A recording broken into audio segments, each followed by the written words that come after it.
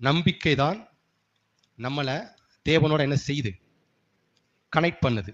ஆமென். இதுக்கு வசனம் காமிச்சோம். எபிரேயர் 7:19 அந்த நம்பிக்கையினாலே தேவனிடத்தில் சேருகிறோம் அப்படின்னு வசனத்தை வாசிச்சோம். அப்ப தேவனோட நம்மளை சேர்க்கிறது எதுதான்? நம்பிக்கை. அப்ப எப்போதும் உம்மோடு இருக்கிறேன்னா அந்த வசனத்தை அப்படி கனெக்ட் பண்ணுங்க. எப்போதும் உம்மை நம்பி இருக்கிறேன். வந்துருச்சுங்களா? எப்போதும் பயில் படிக்கிறேங்கிறது கிடையாது. எப்போதும் உம்மை நம்பி இருக்கிறேன். அதனால தான் நான் எப்போதும் உம்மோடு இருக்கிறேன். இப்படி கண்டுபிடிக்கணும். இருக்கிறேன். ஆமென். அப்ப நம்பிக்கை தான் நமது இருதயத்தையும் அவரையும் இணைக்கும் நபர். நம்பிக்கை தான் நம்மை தேவனோடு சேர்க்கிறது. ஆமென். இருதயத்தின் நம்பிக்கை தான், கவனிங்க, இருதயத்தில் இருக்கிற அந்த நம்பிக்கை தான் இருதயத்தை தேவனோட சேர்க்குது. நம்பிக்கை தனியா இல்ல. இருதயத்துல இருக்கிற நம்பிக்கை தான் எங்க இருக்கிறோமோ அந்த இருதயத்தை தேவனோட சேர்க்குது. ஆமென். வேற எதுனாலையும் நம்ம இருதயத்தை தேவனோட சேர்க்க முடியாது. ஆமென். நல்லா விளங்குதுங்களா? அப்ப நம்பிக்கை தான் என்ன செய்து மனச தேவனோட சேர்க்குது. ஆமென். அப்ப 2 ஹவர் பைபிள் படிச்சா என்ன பிரதர் வருது அப்படின்னா, 2 ஹவர் பைபிள் படிச்சா உனக்கு தேவன் மேல நம்பிக்கை வருது பிரதர். அப்புறம் அந்த நம்பிக்கை உங்களை 22 ஹவர்ஸ் ஒட்ட வச்சிட்டு இருக்கு பிரதர். That's all. நம்பிக்கை தான் என்ன செய்யுது, தேவனோட நம்மளை சேர்த்து வைக்குது. அந்த நம்பிக்கை உண்டாகவும் அந்த நம்பிக்கை பெருகவும் வேத வாசிப்பு உதவி செய்யுது. ஆமென். அப்ப பைபிள் ரீடிங், பைபிள் மெடிடேஷன் என்னத்துக்கு? நம்பிக்கை டெவலப் ஆக, நம்பிக்கை இன்க்ரீஸ் ஆக.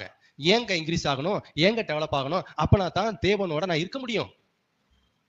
விளங்குதுங்களா? அப்ப தேவன் மேல நமக்கு நம்பிக்கை உண்டாக, தேவன் மேல நமக்கு நம்பிக்கை வருகிறதற்கு ஜெபம், துதி, பைபிள் என்ன செய்யுது, நமக்கு பயன்படும் உபகரணங்கள். இது நமக்கு யூஸ்ஃபுல்லா இருக்கு. ஆமென். இப்ப நீங்க கர்த்தரை எப்படி படிச்சு வந்தீங்க, அவர் மேல உங்களுக்கு எப்படி நம்பிக்கை வந்துச்சு? அவரை பத்தி கேள்விப்பட, அவரை பத்தி பைபிளை படிக்க உங்களுக்கு என்ன வந்துச்சு? நம்பிக்கை வந்துச்சு. நம்பிக்கை வந்தோன்னு நீங்க இப்ப யார்கிட்ட வந்துட்டீங்க? வேற மதத்துல இருந்தீங்களா? நீங்க புறஜாதியில இருந்தீங்களா? இப்ப எங்க வந்துட்டீங்க? எது உங்களை வர வச்சுச்சு? நம்பிக்கை. அந்த நம்பிக்கை எப்படி வந்துச்சு? எப்படி வந்துச்சு?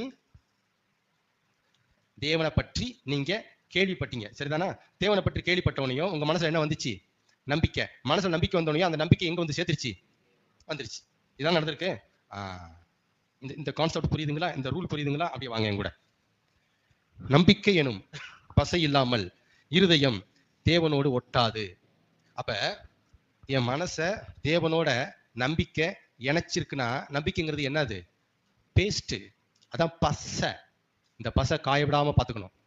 அதான் நான் ஆரம்பத்திலேயே சொன்னேன், 10 ரூபாய் இல்லாம இருந்துருவேன், ஆனா விசுவாசம் இல்லாம 10 வினாடி என்னால இருக்க முடியாது. ஏன்? அந்த விசுவாசம் தான் என்னது? பசை. பசை. ஆமென். அதான் பேஸ்ட். அந்த பேஸ்ட் நிறைய பேர்ட்ட இல்லை. அதுதான் முகம் வாடி போகுது. பேஸ்ட் இல்லை. பேஸ்ட் வர்றதுக்கு என்ன செய்யணும்?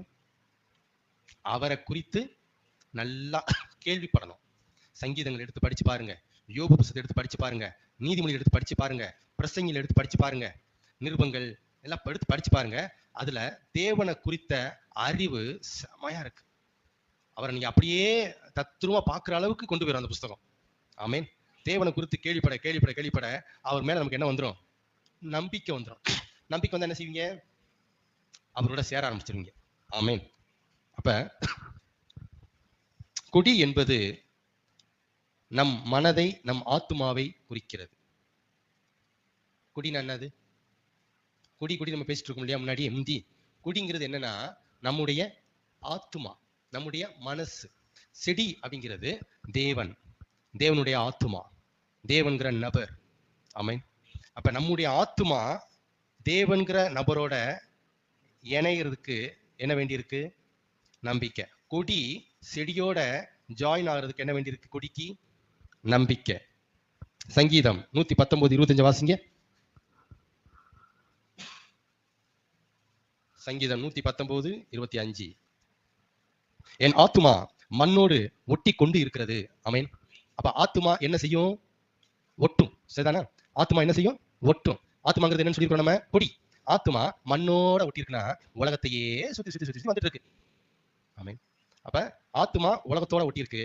நம்ம என்ன சொல்றோம்? வேதம் என்ன சொல்றது? தேவன் என்ன சொல்றாரு? தம்பி நீ என்னோட ஒட்டு. ஆமென். மண்ணோட ஒட்டினீங்கன்னா ஆத்துமா மண்ணா போயிடும். ஆத்துமா மண்ணோட ஒட்டிச்சுன்னா ஆத்துமா என்னவா போயிடும்? மண்ணா போயிடும். தேவனோட ஆத்துமா ஒட்டிச்சுன்னா ஆத்துமா பொண்ணா போயிடும். ஆமீன். ஆத்துமா மண்ணாகிறதும் ஆத்துமா பொண்ணாகிறதும் அது எங்க ஒட்டிருக்குங்கிறத பொறுத்து இருக்கு. அப்ப ஆத்துமாவால ஒட்ட முடியும். அது ஒட்டுறதுக்கு பச நம்பிக்கை, பச விருப்பம். ரொம்ப எனக்கு உலகத்தோட பழகிறதுக்கும் உலக காரியங்கள இருக்க ஈடுபாடா இருக்கிறதுக்கும் எனக்கு ரொம்ப ஈடுபாடா இருக்குன்னா என்ன அர்த்தம்? உலகம் ஆத்துமா உலகத்தோட ஒட்டிருக்கு. எனக்கு எனக்கு கதை கேட்கறது பிடிக்கும், யூடியூப் பார்க்கறது பிடிக்கும், சினிமா பார்க்கறது பிடிக்கும், அரட்டை அடிக்கிறது பிடிக்கும், டைம் பாஸ் பண்றது பிடிக்கும். இப்படியே நம்ம பேசணும்னா ஆத்துமா எங்க ஒட்டிட்டு இருக்கு? உலகத்தோட ஒட்டிட்டு இருக்கு. ஆமென்.